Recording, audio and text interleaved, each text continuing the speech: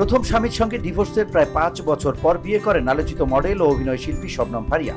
গত 19 সেপ্টেম্বর ঢাকার অদূরে মাদানী অ্যাভিনিউয়ে মসজিদ আল মুস্তাফায় খেজুর ছিটিয়ে এবং নিকটাত্মীয় ও ঘনিষ্ঠ বন্ধুদের উপস্থিতিতে বিয়ের আনুষ্ঠানিকতা সম্পন্ন হয়। তার স্বামী তানজিম তৈয়ব দেশের একটি শীর্ষস্থানীয় বেসরকারি ব্যাংকে অ্যাসিস্ট্যান্ট ভাইস প্রেসিডেন্ট হিসেবে কর্মরত। বিয়ের পর এ মাসের শুরুতে শ্রীলঙ্কা ও মালদ্বীপে হানিমুনে গেছেন তারা। সেখান থেকেই ঘুরে বেড়ানোর বিভিন্ন ছবি ফেসবুকে পোস্ট করেছেন শবনম ফারিয়া। তবে পোস্ট করা সব ছবি অভিনেত্রীর নিজের। স্বামীর সঙ্গে প্রথমবার ঘুরতে গেলেও দুজনের একসঙ্গে তোলা কোনো ছবি এখনো সোশ্যাল মিডিয়ায় শেয়ার করেননি অভিনেত্রী।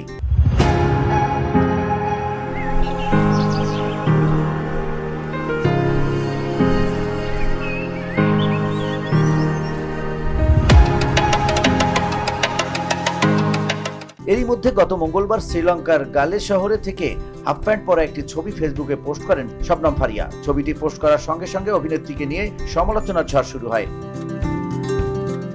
সমালোচনাকারীরা বলছেন শবনম ফারিয়া খেজুর দিয়ে মসজিদে বিয়ে করে নিজের ধর্মীয় অনুভূতি প্রকাশ করেছিলেন, কিন্তু বিয়ের পর হানিমুনে গিয়ে হাফ প্যান্ট পরা ছবি জনসম্মুখে প্রকাশ করে নিজের সম্পর্কে উল্টো বার্তাই দিলেন।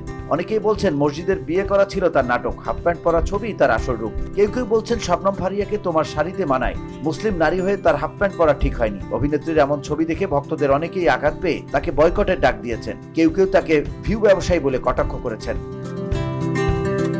দীপ্ত ফয়সাল ভুঁইয়া বলেছেন, বুঝলাম না, ফারিয়া বিয়ে করলো মসজিদে, হাফ প্যান্ট পরলো শ্রীলঙ্কায়, তুমি আমার পছন্দেরই একজন, এভাবে আঘাত কেন দিলে? নাজিমুদ্দিন মারুফ লিখেছেন, বিয়ে করেছে মসজিদে, তার এই অবস্থা। খলিলুর রহমান নামে একজন লিখেছেন, বিদেশে গেলেই কাপড়ের অভাব হয়। নূর বাসেদ লিখেছেন, খেজুর দিয়ে বিয়ে পড়ানোর নমুনা। ফাহিম মিয়া বলেন, এটাই ফারিয়ার আসল রূপ, দেশে থাকলে শুধু ভণ্ডামি করে। যারা তাবাসসুম লিখেছেন, এটাই হলো আন্টির আসল চরিত্র। সাবিনা ইয়াসমিন বললেন, এই নারীকে একটু হলেও শালীন ভাবছিলাম, কথা হলো অভিনয় করলেই কি হাফ প্যান্ট পরে ছবি দিতে হবে? দুঃখের বিষয় হলো 1 সপ্তাহ আগে বিয়ে করেছে মসজিদে, আর এখন ঘোরে হাফ প্যান্ট পরে।